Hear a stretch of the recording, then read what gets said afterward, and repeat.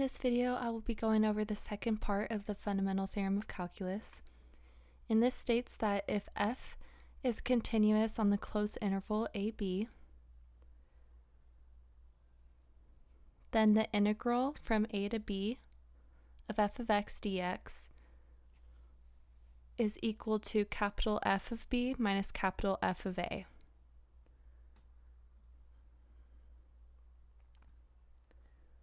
And this is where the capital F denotes the antiderivative of the function f evaluated at b minus the antiderivative of the function evaluated at a.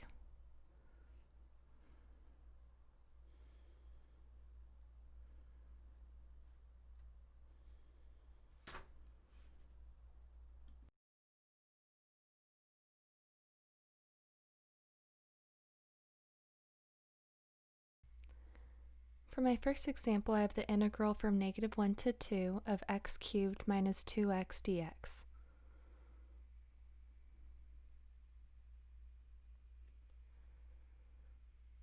I'm going to take the antiderivative of each term. So when doing this with powers, you're going to add 1 to the power and then divide by the power plus 1. So for my x cubed, that'll become x to the 3 plus 1 divided by 3 plus 1. We're doing the opposite of the power rule here. And then I'll do minus 2x to the 1 plus 1 divided by 1 plus 1, because there's an invisible 1 for an x. And I'm going to integrate that from -1 to 2. So I get x to the 4th divided by 4 minus 2x squared divided by 2, so those 2's will cancel. And I get x to the 4th divided by 4 minus x squared from -1 to 2.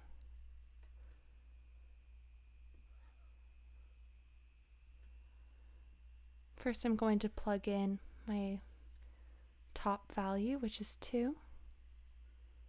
That would be my b value. And then next I will plug in my -1.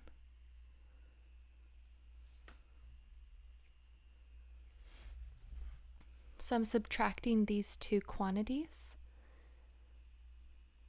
The quantity in blue is my f of b, and the quantity in red is my f of a.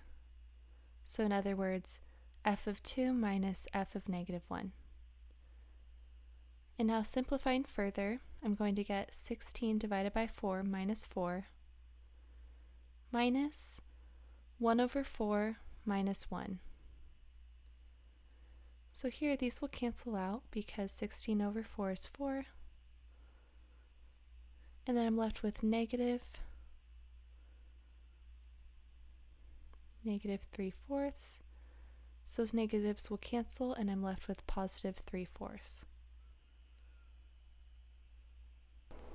For my next example, I have the integral from pi over 6 to pi of sine theta d theta.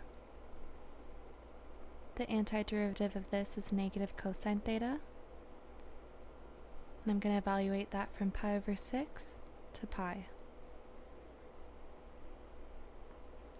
And in order to switch that negative and make it a positive, I can flip the interval.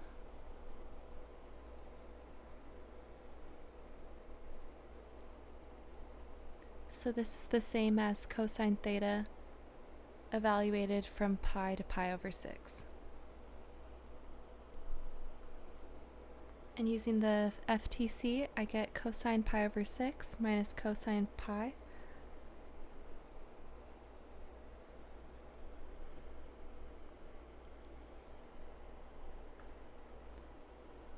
And looking at the unit circle, we can see that cosine pi is -1 because that's our x value. And pi over 6, I switched to degrees because I'm more comfortable with that. But if you already know it in radians, that's awesome. And so now we get the square root of 3 over 2 plus 1 as your final answer.